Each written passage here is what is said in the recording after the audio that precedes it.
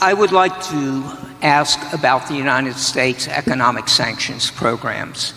These programs have been used, as you well know, to advance our national security interests, our foreign policy objectives, but they also have economic implications. And the most recent was the program against Russia in response to their invasion of Ukraine, where for once we got the support of all our allies. So my specific question is, would you strengthen or modify any of these economic sanctions programs, particularly Russia, including the pipeline you mentioned?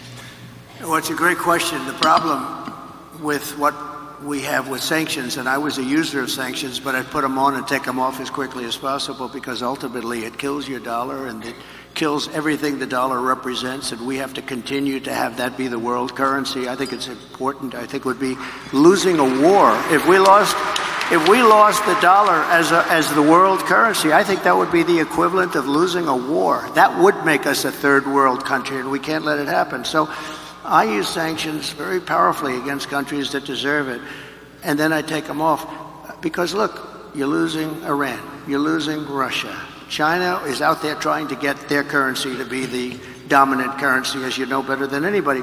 All of these things are happening. You're losing so many countries because there's so much conflict with all of these countries that you're going to lose that, and we can't lose that. So I want to use sanctions as little as possible. One of the things that we have with tariffs is that I'll say to them, you don't honor the dollar as your world currency.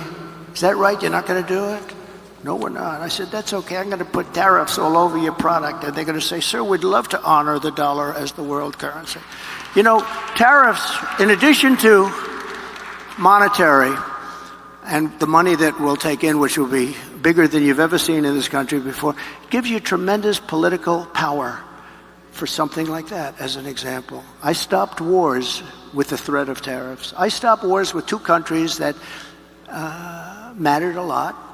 A lot of people would have been killed. And I threatened tariffs coming into the United States if they don't make peace. And we made we didn't have conflicts like you have right now. We had very intelligent people. But the biggest threat you have is you lose that currency, and we have lost something that you'll never get back.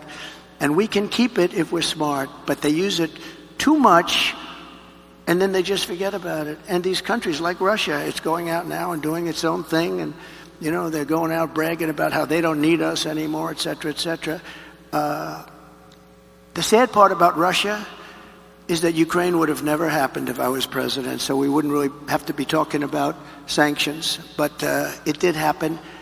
And one of the things I'm going to do, a little bit relevant to your question, is if we win, I believe I can settle that war while I'm president-elect. Before I ever get into office, I can get that war settled and get that war stopped, because it's a horrible, horrible war.